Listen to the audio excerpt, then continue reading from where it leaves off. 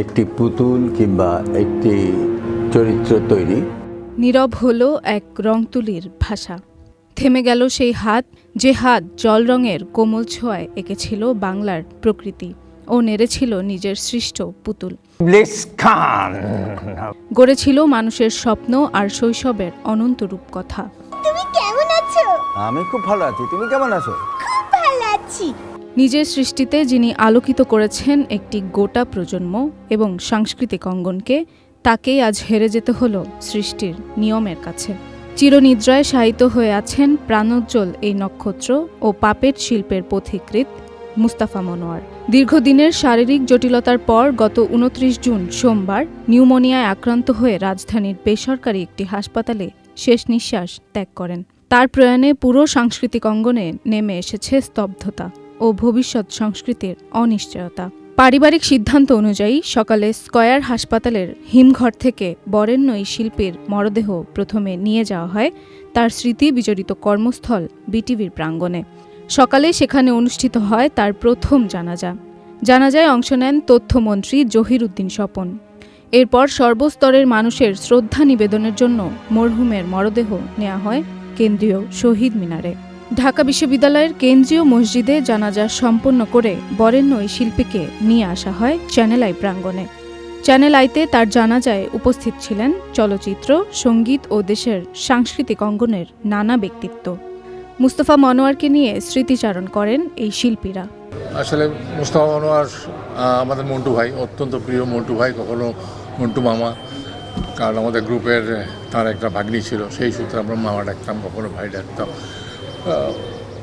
কী বলবো, অত্যন্ত বহু গুণান্বিত একটি ব্যক্তি, যাকে আমরা বলতে পারি সব্যসাচী।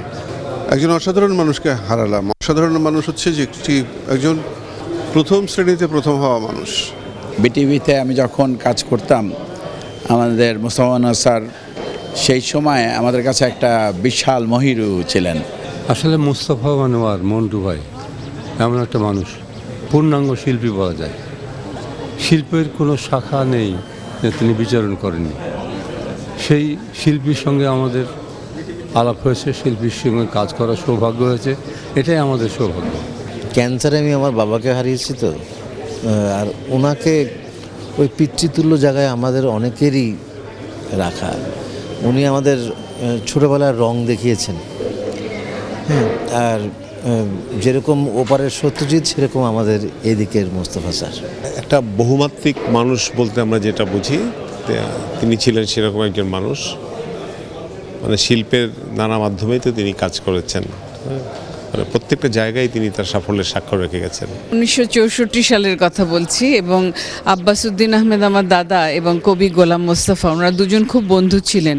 ফলে মুস্তাফা মনোয়ার সারাক্ষণ আমাদের বাড়িতে যাতায়াত করতেন, এবং উনি যে, ওনাকে আমার চাচা বলতে ডাকা শেখানো হয়েছে পরিবার থেকে। উনি যে আমার আপন চাচা না, এটা অনেক বড় হয়ে জেনেছি।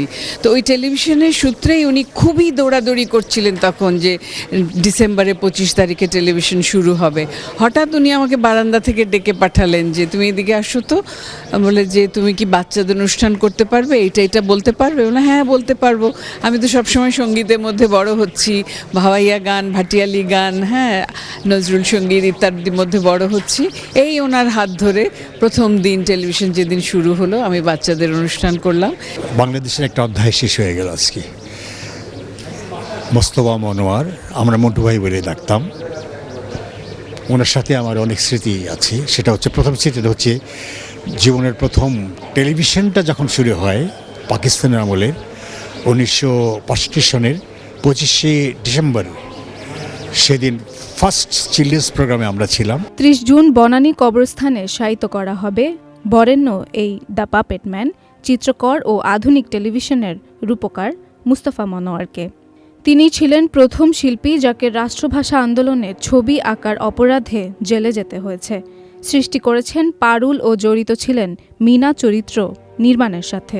শিশু কিশোরদের প্রতিভা বিকাশে পরিচালনা করেছিলেন নানা জনপ্রিয় অনুষ্ঠান। ভূষিত হয়েছিলেন দেশের রাষ্ট্রীয় সম্মাননা 21 পদকে। তার প্রস্থান একটি পুরো প্রজন্মের সমাপ্তি হলেও তার সৃষ্টি চিরকাল বেঁচে থাকবে সকলের হৃদয়ে। Roksana Tarin, channel I.